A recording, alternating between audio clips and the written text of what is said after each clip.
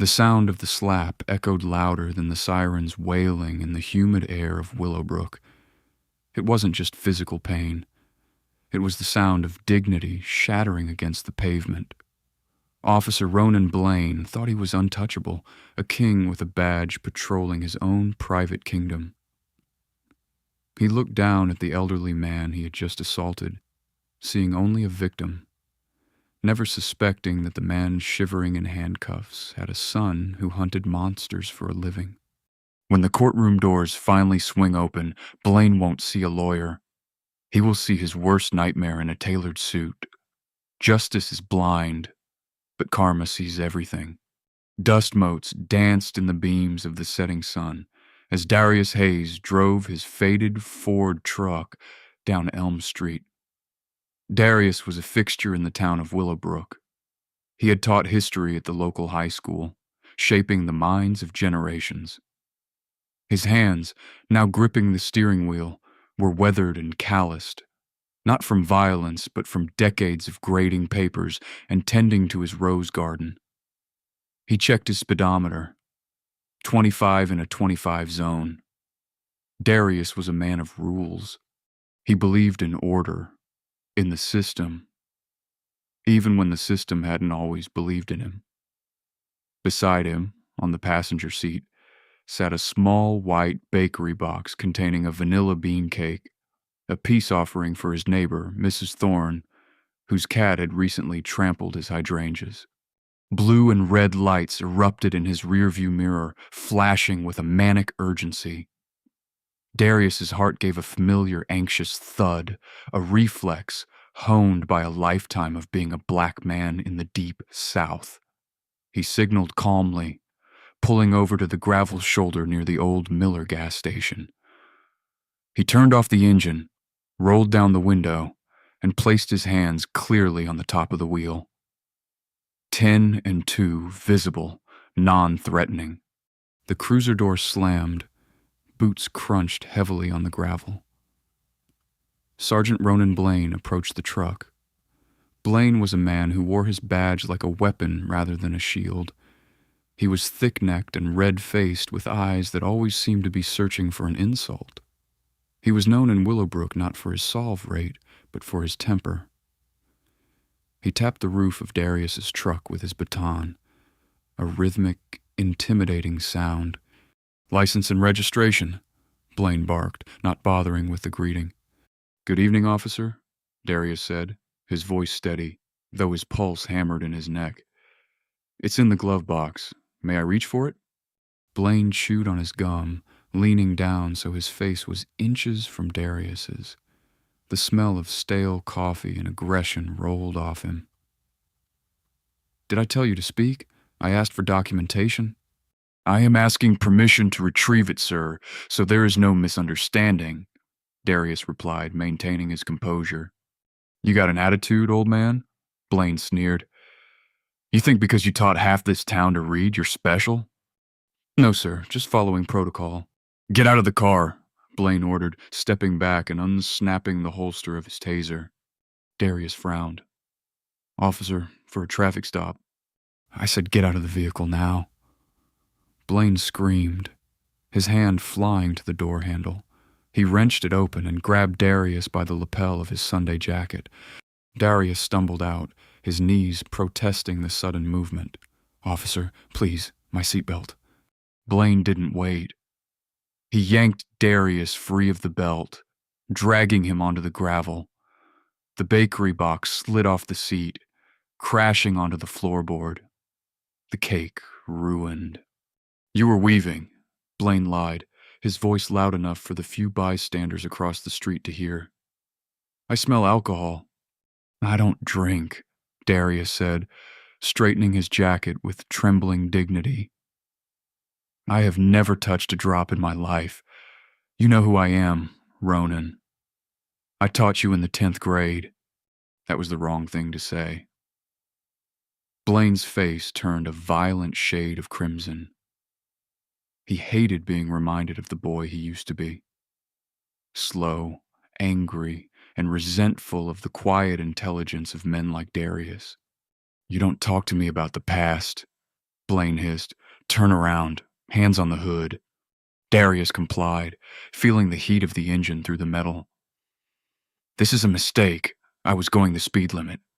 "Resisting arrest," Blaine muttered, grabbing Darius's left wrist and twisting it painfully behind his back. "I am not resisting," Darius cried out in pain. "My shoulder. I have arthritis. Please." "Stop fighting me," Blaine roared, playing to the imaginary audience, creating a narrative of danger when none existed. Then it happened. Darius turned his head slightly, trying to alleviate the pressure on his shoulder. Smack. The sound was sharp and sickening. Blaine's open palm connected with the side of Darius's face with enough force to knock the elderly man's glasses off. They skittered across the asphalt, one lens shattering. Darius gasped, the world spinning. He tasted copper. Tears of shock, not weakness, pricked his eyes. He didn't fight back. He didn't curse. He just looked at Blaine with a profound, terrifying disappointment. "That," Blaine whispered, leaning into Darius's ear as he slapped the cuffs on, "is for looking at me like you're better than me." Blaine shoved Darius towards the cruiser, throwing him into the back seat like a sack of refuse. As the door slammed shut, separating Darius from the fresh air, Blaine smirked at his reflection in the window. He felt powerful. He felt in control. He had no idea that the dash cam of a parked Tesla across the street, owned by a tourist passing through, had recorded every single second. The holding cell at the Willowbrook precinct smelled of industrial bleach and despair. Darius sat on the cold metal bench, nursing his swelling cheek.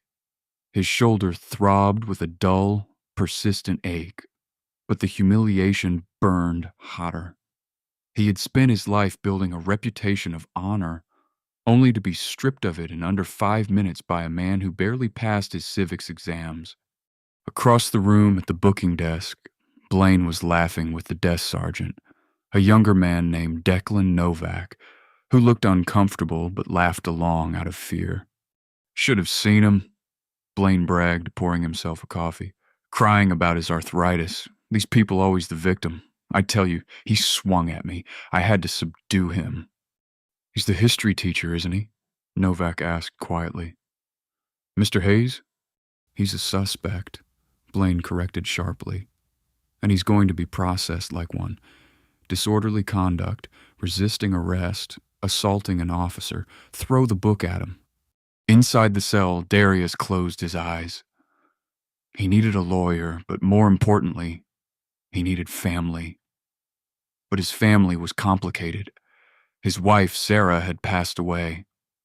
His only son, Kaden, had left Willowbrook the day he turned 18, swearing never to return to a town that suffocated him. They spoke rarely. Kaden was vague about his life. He lived in D.C., worked for the government in some capacity. Darius assumed a desk job at the IRS, or maybe the Census Bureau. Kaden was quiet, serious, and distant. Darius didn't want to burden him, but he had no one else. "Phone call?"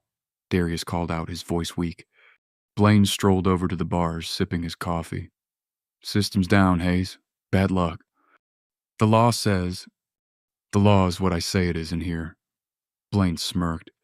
It wasn't until later, when the shift changed and a sympathetic female officer named Riley Ford came on duty, that Darius was allowed near a phone.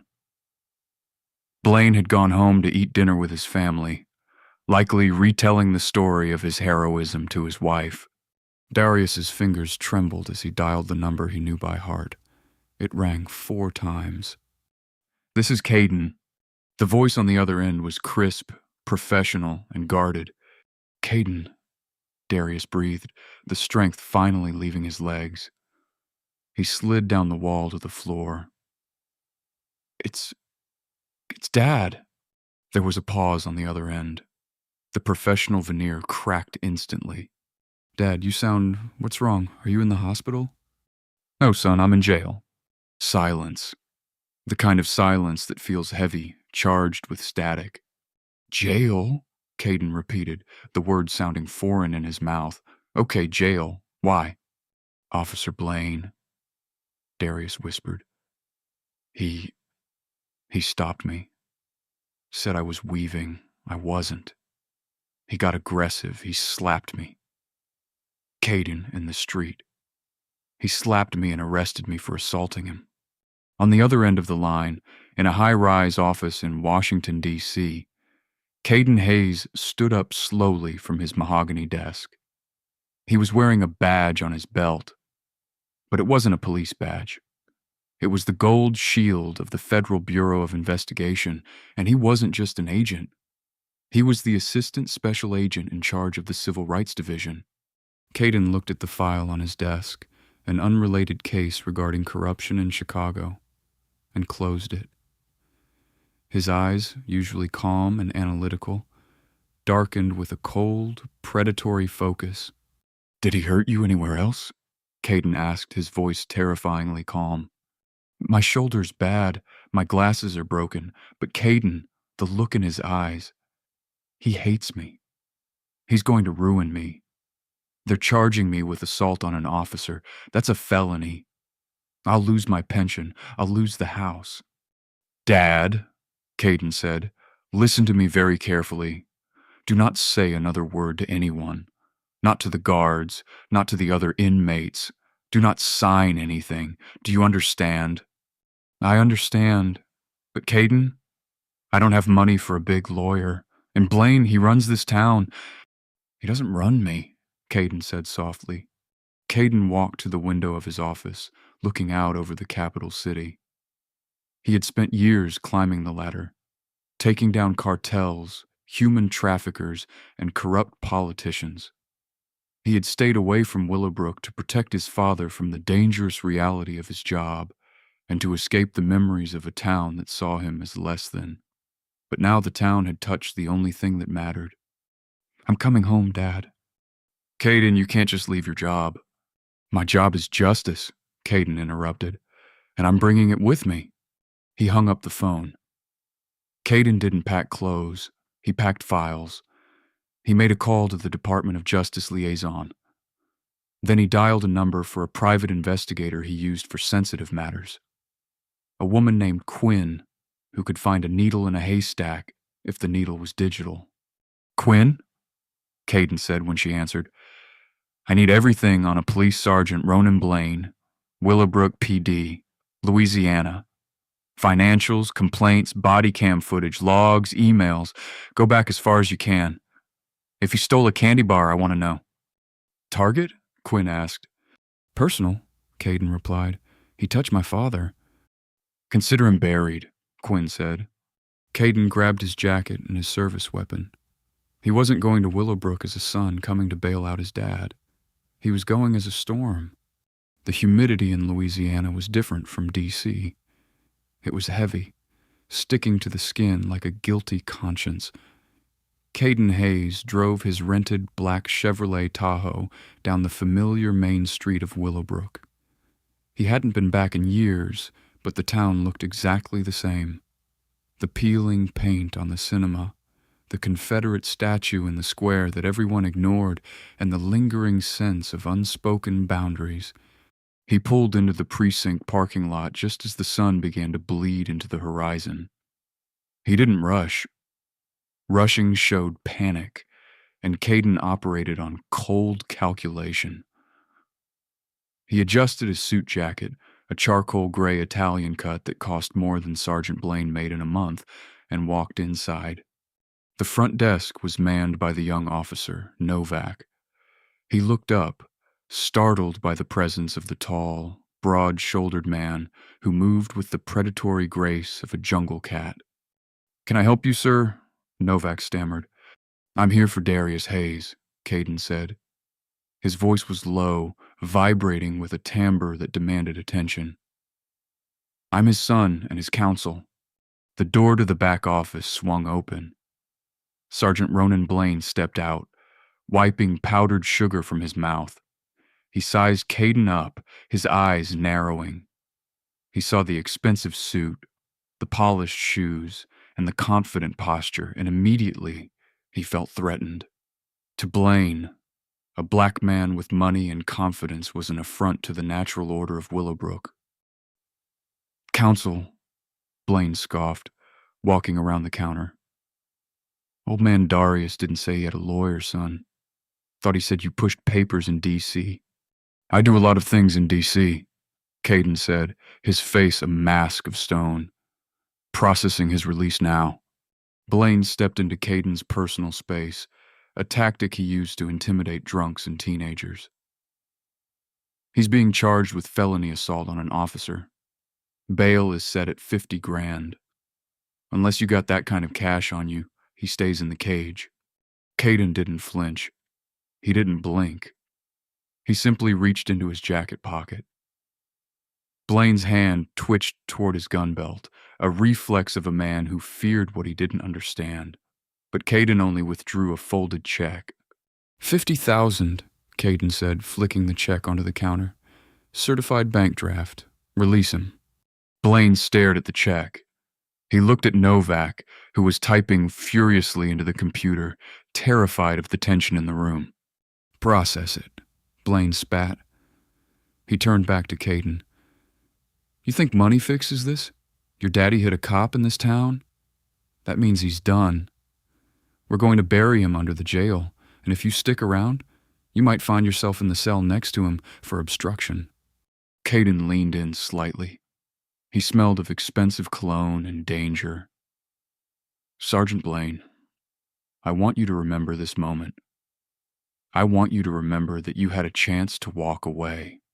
"Is that a threat?" Blaine growled.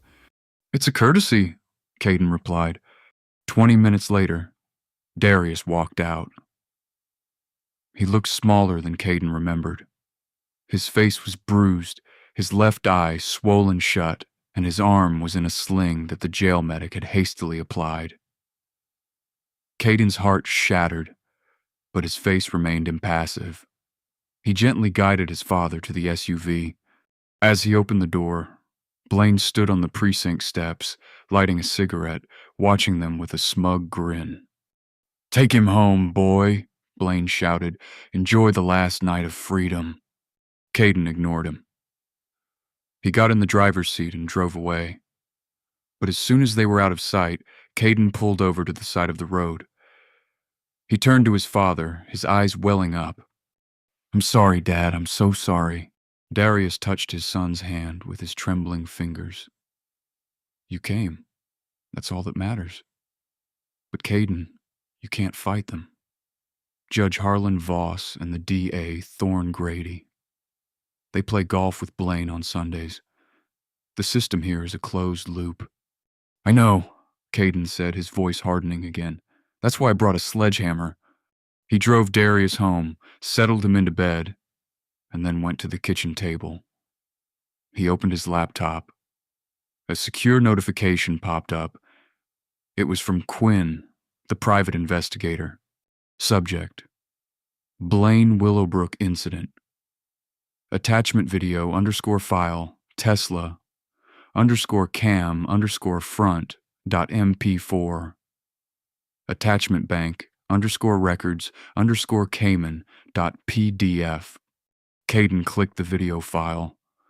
The footage was crisp 4K resolution from the parked Tesla. It showed everything. The peaceful stop, Darius's compliance, Blaine's unprovoked aggression, the slap that sent Darius's glasses flying. The audio was clear as a bell. "And that is for looking at me like you're better than me." Kaden watched it 3 times, his knuckles turning white. This wasn't just assault. It was a hate crime. It was a civil rights violation. Then he opened the second file. Quinn had dug deep. Blaine wasn't just a bully. He was a thief. There were regular deposits into an offshore account under a shell company name, Blue Wall Consulting. The money trails led back to cash seizures from drug busts that were never logged into evidence. Blaine had been stealing drug money. Kaden picked up his phone. He didn't call the local news. He didn't call the mayor. He called his team in D.C. "Agent Hayes," the voice answered. "We have a code red in Louisiana," Kaden said, his voice devoid of emotion. "I need the team on standby. I need a federal warrant sealed by a federal judge. Do not alert the local field office. I want to catch them in the act of perverting justice." "Target?" "The entire Willowbrook Justice Department," Kaden said. "But we wait. The hearing is tomorrow morning. I want him to lie on the record. I want him to perjure himself in open court before we drop the hammer." "Copy that. We'll be there by 0800 hours. Kaden closed the laptop. The hunter was awake. The Willowbrook County Courthouse was a relic of the 19th century. A massive brick building with tall white columns that were supposed to represent justice, but mostly just cast long, cold shadows. The air conditioning was broken, and the courtroom stifled with the heat of bodies and bad intentions. The room was packed. Blaine had made sure of it. He wanted an audience for Darius's humiliation. Officers lined the back wall, a blue wall of solidarity. In the front row sat Blaine's wife, looking self-righteous, clutching a designer purse that Kaden now knew was bought with stolen drug money.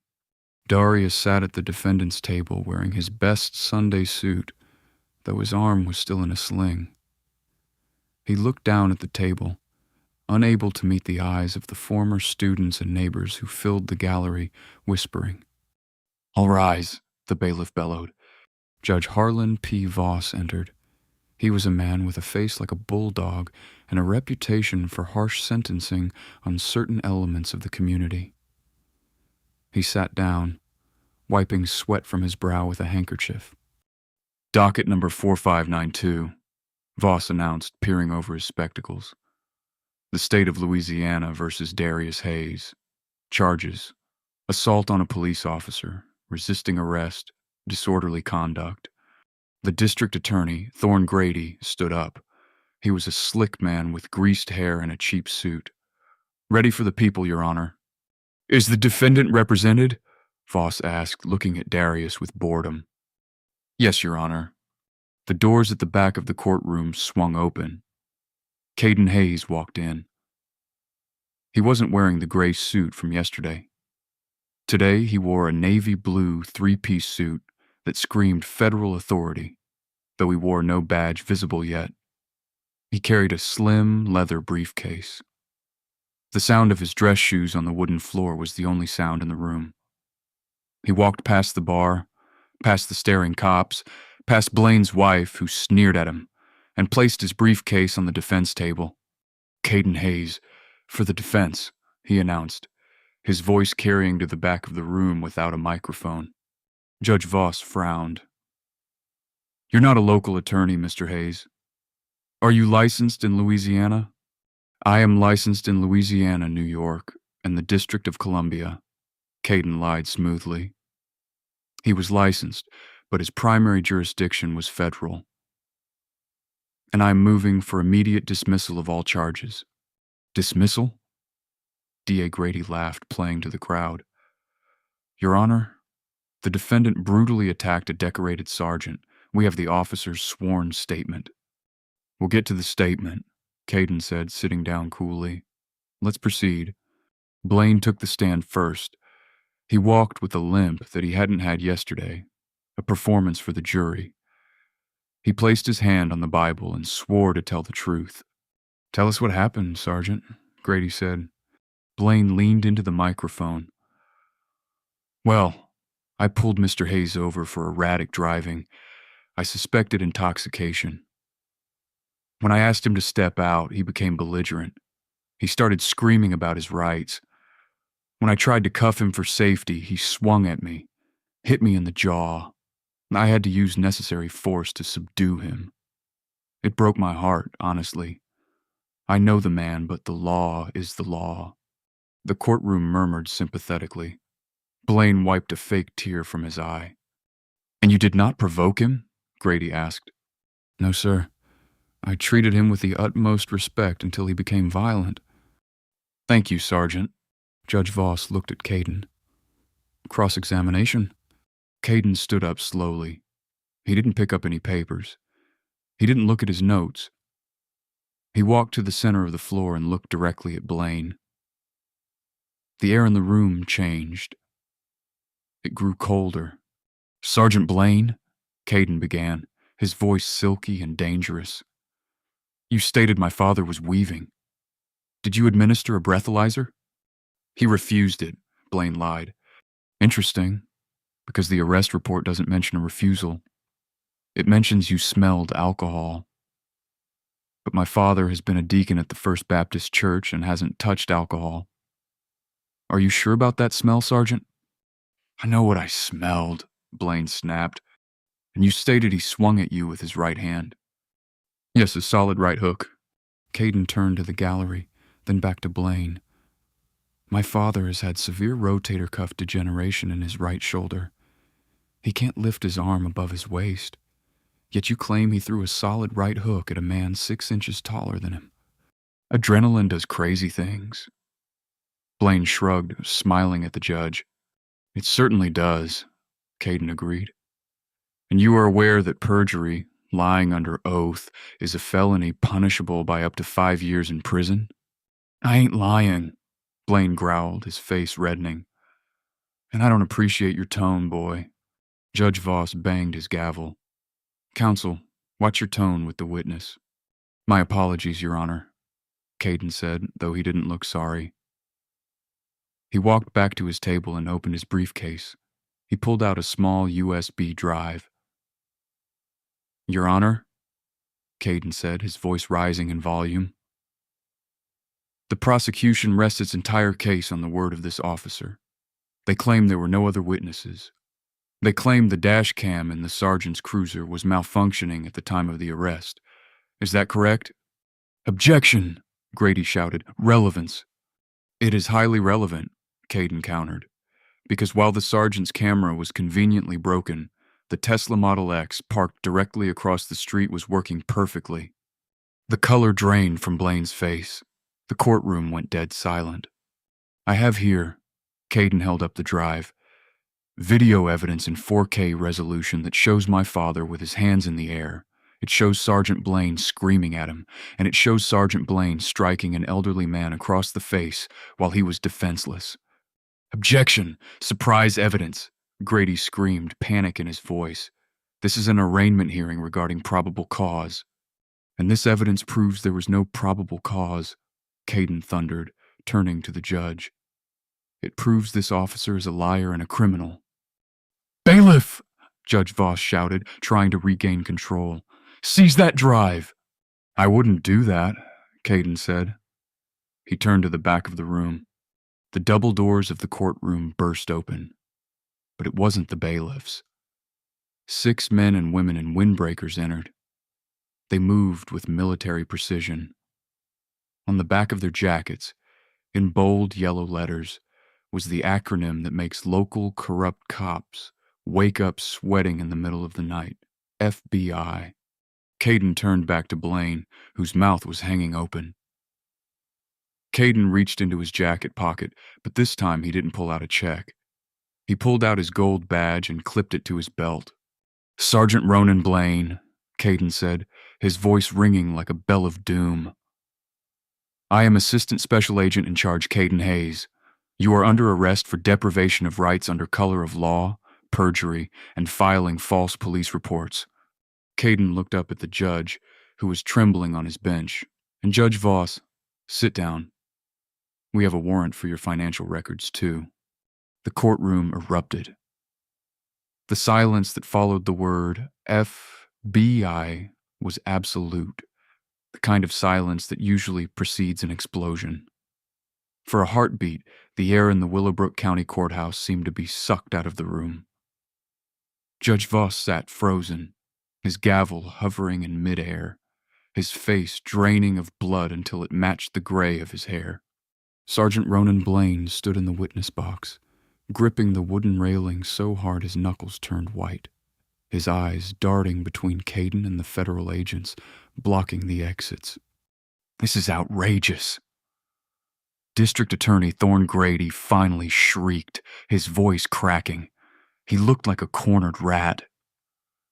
"You have no jurisdiction here, and this is a state court. You can't just barge in here." And federal jurisdiction applies when local law enforcement utilizes their power to violate civil rights. Kaden interrupted, his voice cutting through Grady's panic like a razor. He stepped away from the defense table, moving toward the bench with an authority that made the local deputies step back nervously. They knew better than to stand between the FBI and a target. "Special Agent Silas," Kaden called out without looking back.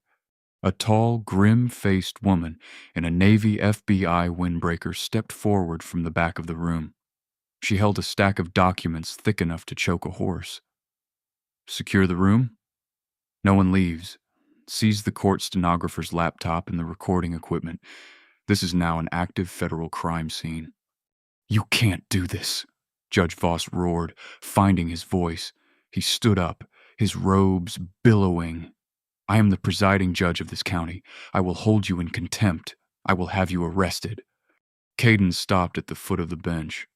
He looked up at Voss, not with anger, but with the cold detachment of an executioner. "Judge Harlan Voss," Kaden said, loud enough for the press at the back to hear.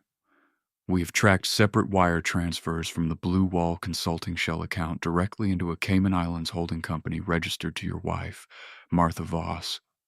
That's millions in kickbacks from illegal asset forfeitures." A collective gasp ripped through the gallery. Voss slumped back into his leather chair as if his strings had been cut. That is a lie," Voss whispered, but he looked like a man watching his life burn down. Kaden turned his attention back to the witness stand. Blaine was trembling now. The arrogance was gone. The bully who had slapped an old man for sport was suddenly realizing he was the smallest thing in the room. "Ronan Blaine," Kaden said, walking slowly toward him. "Step down from the box." "I was just doing my job," Blaine stammered, sweat pouring down his face. He looked at his fellow officers, the blue wall he had relied on for protection. "Novak, Miller, do something. They're taking me." The local officers looked at their shoes. They looked at the ceiling. They looked anywhere but at Blaine. The power dynamic had shifted instantly. They weren't going to risk federal prison to save a man who treated everyone like dirt. "Step down," Kaden commanded. Blaine stumbled down the steps. "Kaden, listen. Your dad. It was a misunderstanding. I was stressed. We can work this out. I can drop the charges right now. Look, I'm dropping them." "The charges against my father are already dead," Kaden said, closing the distance. "But the charges against you are just being born. Assault under color of law, filing false reports, perjury, wire fraud, racketeering." Kaden pulled a pair of handcuffs from his belt. They weren't the cheap rattling cuffs Blaine used, but these were heavy federal-issue steel. "Turn around," Kaden ordered. "Please," Blaine whimpered. He looked at the audience. He saw the faces of people he had bullied for years. He saw Darius Hayes sitting at the defense table, watching him with sad, calm eyes.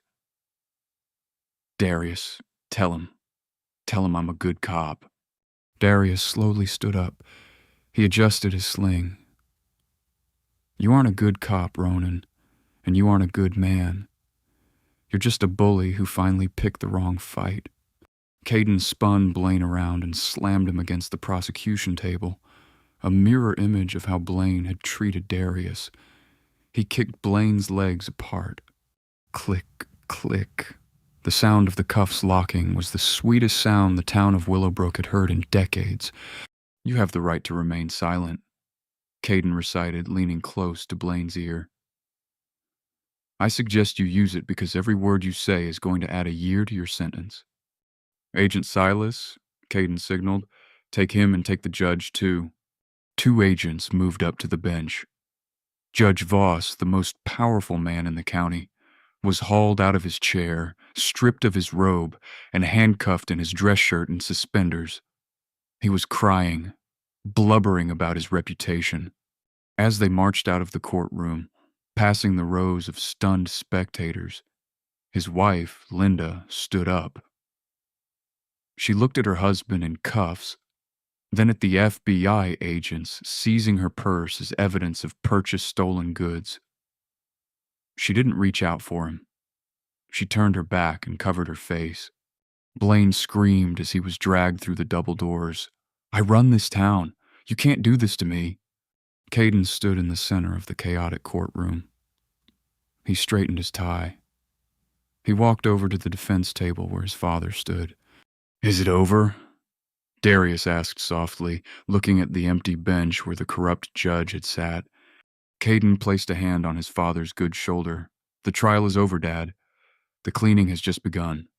The fall of the Willowbrook corrupt elite didn't just make the local news.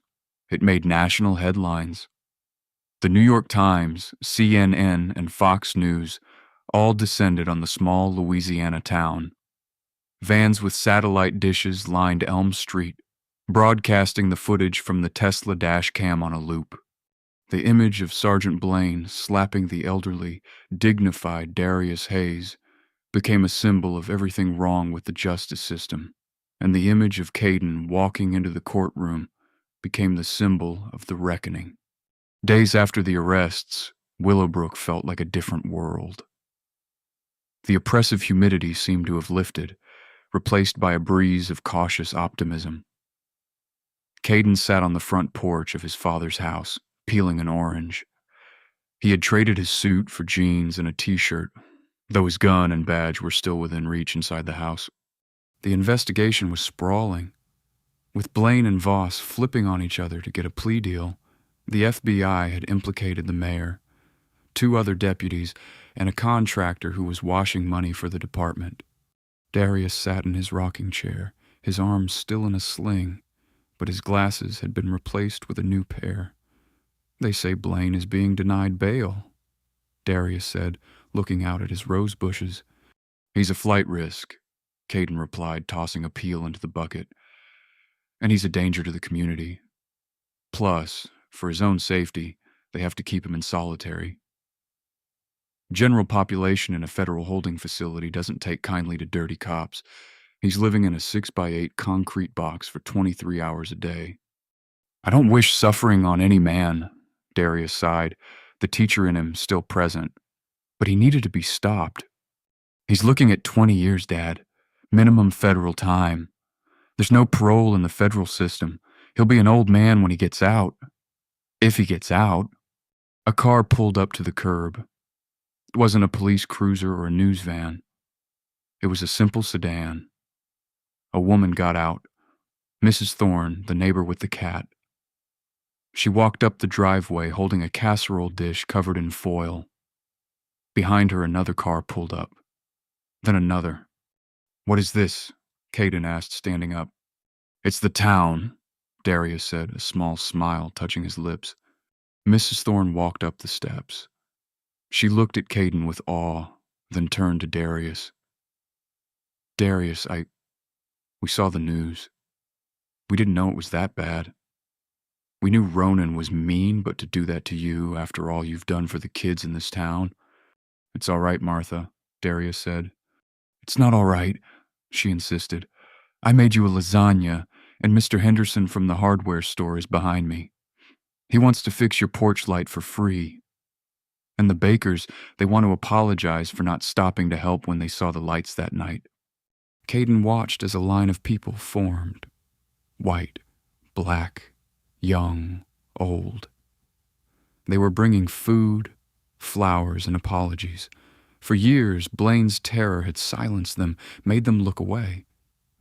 But the sight of the bully in chains had broken the spell. The blue wall had crumbled, and the community was rushing in to fill the void. Later that evening, after the neighbors had left and the kitchen was full of enough food to last a month, Kaden and Darius sat in the living room. "You have to go back," Darius said quietly. Kaden looked up from his phone. "I can take some leave. Stay a while. Make sure the new interim sheriff doesn't try anything. The town is awake now, Kaden. Darius shook his head. They won't let it happen again. You started a fire that burned out the rot, but you have a life in D.C. You have a job. This is my job, Kaden said, protecting people. You protected me, Darius said, his voice thick with emotion. I spent my whole life worrying about you, worrying that you were too angry, too distant. I thought you left because you were ashamed of where you came from. Kaden put his phone down. I left because I was angry, Dad.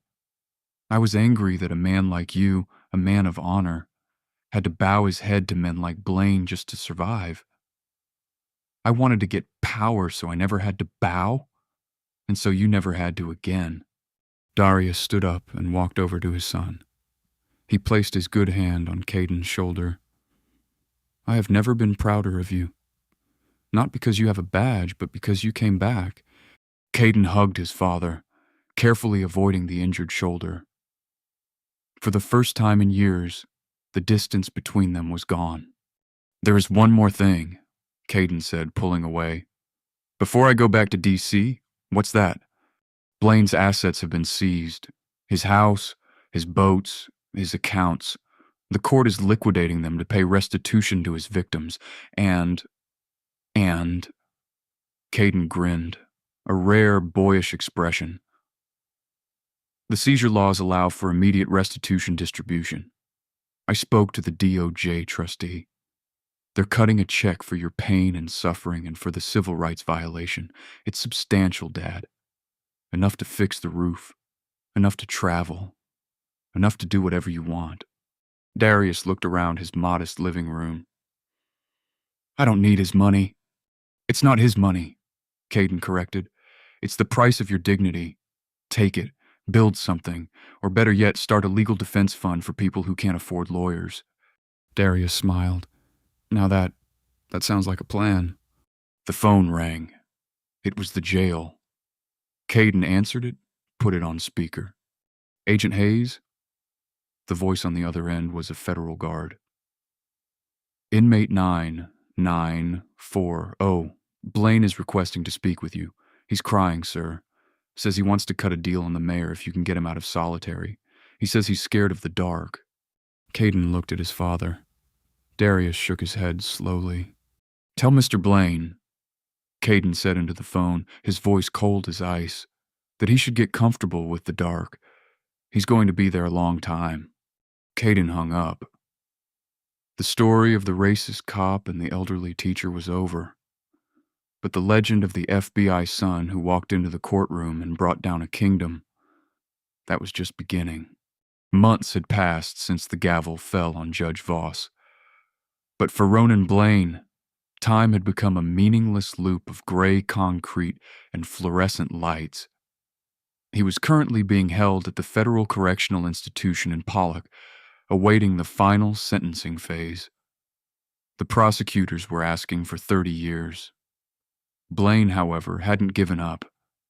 He was a man who believed the world was built on leverage, and he thought he had one card left to play. During his years of corruption, Blaine hadn't just put money in the Cayman Islands.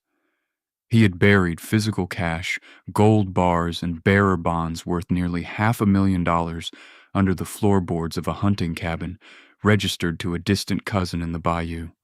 It was his escape fund, his get-out-of-hell-free card. On a rainy Tuesday during his scheduled hour in the exercise yard, Blaine managed to slip a note to a new inmate, a man known as Dutch, who was being transferred to a low-security facility soon. The deal was simple. Dutch would contact an associate on the outside, dig up the gold, and use it to bribe the key witness in Blaine's upcoming sentencing hearing, Deputy Novak. If Novak recanted his testimony, claiming he was coerced by the FBI, Blaine might walk on a mistrial. Get the gold, Blaine whispered to Dutch by the weight bench. Pay Novak. Crush the FBI agent. Dutch nodded, sliding the note with the coordinates into his sock. Blaine smiled for the first time in months. He felt the old rush of power. He was still the puppet master. Weeks later, the day of the sentencing arrived. The courtroom was even more crowded than before. Kaden sat at the front, looking calm, reading a file. Darius sat behind him, looking healthier and stronger than he had in years. Blaine was led in, chains rattling around his waist and ankles. He scanned the room looking for Novak. He expected to see the young deputy looking nervous, ready to flip. Instead, Novak was sitting next to the prosecutor, looking resolute. Judge Aris, a federal judge brought in from Texas to ensure impartiality, banged the gavel. "We are here for the sentencing of Ronan Blaine. Does the defense have any final motions?" Blaine's lawyer, a public defender who clearly despised his client, stood up. "No, Your Honor." Blaine leaned over, hissing. "Where's the motion? Novak is supposed to recant." The lawyer looked at him with confusion. "What are you talking about?" Suddenly, Kaden stood up. "Your Honor, the government has one final piece of evidence to submit before sentencing. Exhibit G." Kaden walked to the center of the room. He was holding a heavy canvas bag. He placed it on the prosecution table with a loud, metallic thud. He opened it. Inside, glinting under the courtroom lights, were 6 gold bars. Blaine felt his stomach drop through the floor. The blood drained from his face so fast he nearly fainted. "Days ago," Kaden addressed the court, his voice echoing with absolute authority, "Inmate Blaine attempted to contract a third party to recover these stolen assets and use them to bribe a federal witness. He passed a note to an inmate named Dutch." Kaden turned to the back of the room. The door opened and Dutch walked in. But he wasn't wearing a prison jumpsuit. He was wearing a suit and an FBI badge. "Special Agent Thorne," Kaden introduced him. "He has been undercover in Blaine's cell block, waiting for Blaine to make a move. We didn't just want him for the assault, Your Honor. We wanted to strip him of everything he had hidden." The courtroom gasped. The twist was a dagger to Blaine's heart. There was no escape. There was no leverage. The man he thought was his accomplice was one of Kaden's men. Kaden hadn't just defeated him. He had played him. Blaine slumped in his chair, a guttural sound of defeat escaping his throat. "Based on this new evidence of obstruction of justice and attempted bribery," Judge Aris said, his voice like thunder, "I am enhancing the sentence. Ronan Blaine, you are hereby sentenced to 45 years in federal prison without the possibility of parole. You will forfeit all assets, known and unknown." As the bailiffs hauled a sobbing Blaine away, he locked eyes with Kaden one last time. Kaden didn't smile. He didn't gloat. He simply nodded. A final period on a long, dark sentence. But the story didn't end with Blaine going to prison. The true karma, the kind that feels like divine intervention, came later. The government seized Blaine's assets to pay restitution. His boat, his trucks, and his prized possession, a sprawling colonial-style mansion on the outskirts of Willowbrook. It was the house he built to show the town he was king. It had a swimming pool, a gate, and columns that mimicked a plantation house. The property went up for federal auction. On the day of the auction, developers from Baton Rouge arrived looking to turn it into condos. But there was another bidder, a quiet man in a Sunday suit, standing next to a tall man in a tailored FBI blazer. "Sold!" the auctioneer shouted, "to Mr. Darius Hayes." The murmur went through the crowd. How could a retired teacher afford Blaine's mansion? Kaden had pulled his own savings, combined with the substantial civil rights settlement the Department of Justice had awarded Darius to buy the property, but they didn't move in. Months later, a new sign was erected at the gates of Blaine's former estate. The iron letters that once spelled Blaine Manor had been torn down. In their place was a sign that read, "Sarah Hayes Community Center for Legal Aid and Youth Empowerment." Darius had turned the corrupt cop's castle into a fortress for the poor.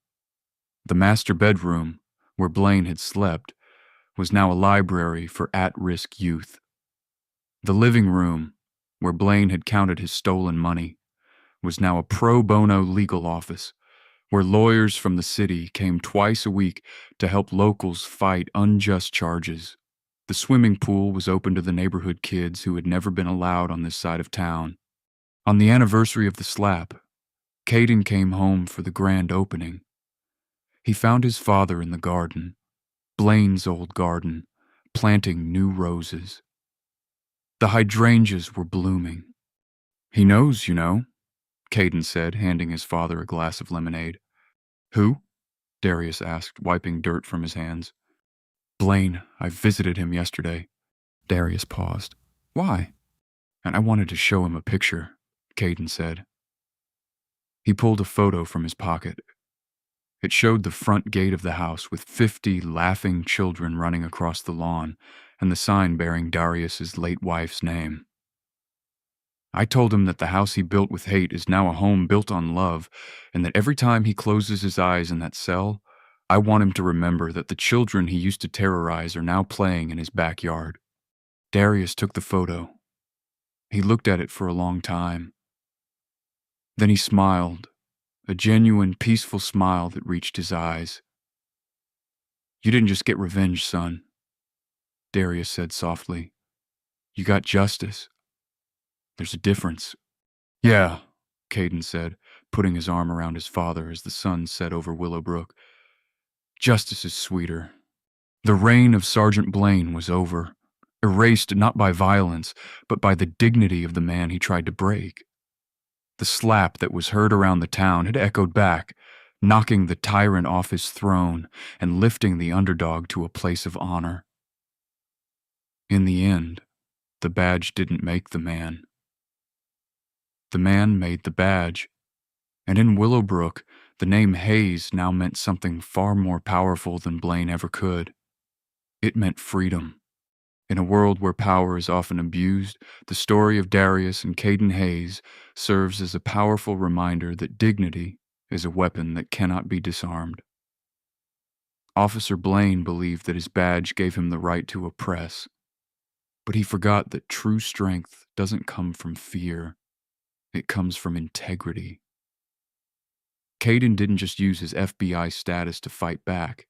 He used the law to dismantle a corrupt system brick by brick, proving that no one is above justice. The ultimate victory wasn't seeing Blaine in chains, but seeing the community reclaim its voice and turn a symbol of corruption into a sanctuary for the future. If you enjoyed this story of justice served cold and the underdog winning against all odds, please smash that like button. It really helps the channel grow. Don't forget to share this video with your friends who love a good karma story, and subscribe so you never miss our next drama-filled episode. What would you have done if you were Kaden? Let me know in the comments below.